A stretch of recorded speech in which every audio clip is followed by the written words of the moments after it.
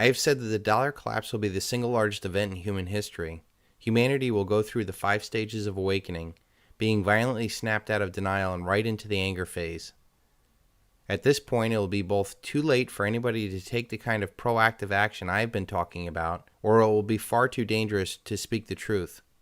It will be at that time to be most prudent to close up shop and start working with the strong relationships we've been developing in our lives. The illusion of wealth and importance will be wiped clean and a new reality will set in.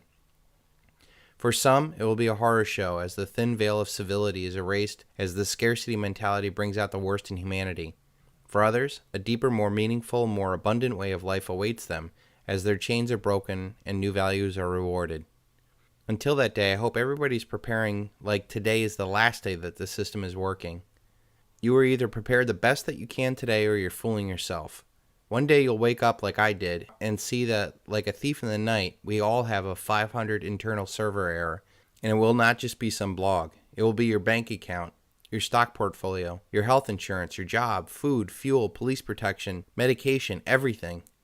It'll be at that point that humanity will see the value of real tangible assets and not some electrons on the internet. The most important thing you need is a clear, logical head. In the Marines, we were drilled with improvise, adapt, and overcome. Whenever it happens, it will be those that adapt the quickest to this new reality that will at the very least survive, but I believe that there will be tremendous opportunities for those that are in the position to notice. I believe the trivium of grammar, logic, and rhetoric are the keys to a survival mindset of freedom.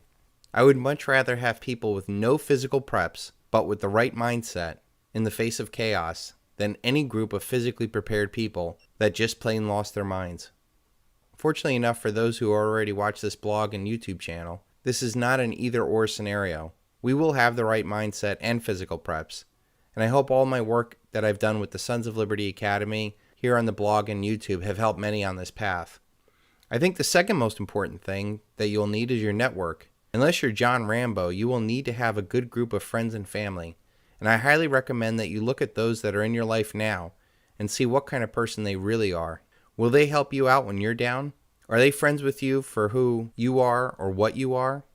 I believe it's vitally important to identify toxic people in your life and not only get rid of them so that you can live your life without their drama, but your life may depend on it in a collapse scenario. By cutting out these toxic people in your life now, while the lights are still on, will make it much more difficult for them to enter your life when the things get desperate.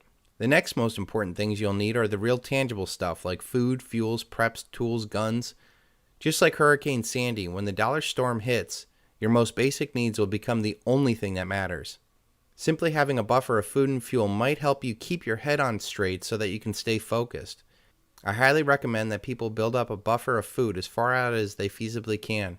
Simply having a pantry is a good start, but you'll eventually need to get storable food, and I recommend at least getting 1 million storable calories to start, but this may not be enough for families and others that you may end up being responsible for.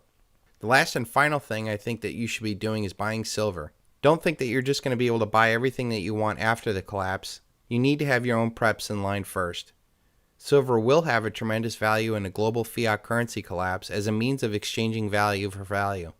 No matter how prepped you are going to need something else that you didn't need or didn't plan for, and you may not be able to exchange your goods for other goods.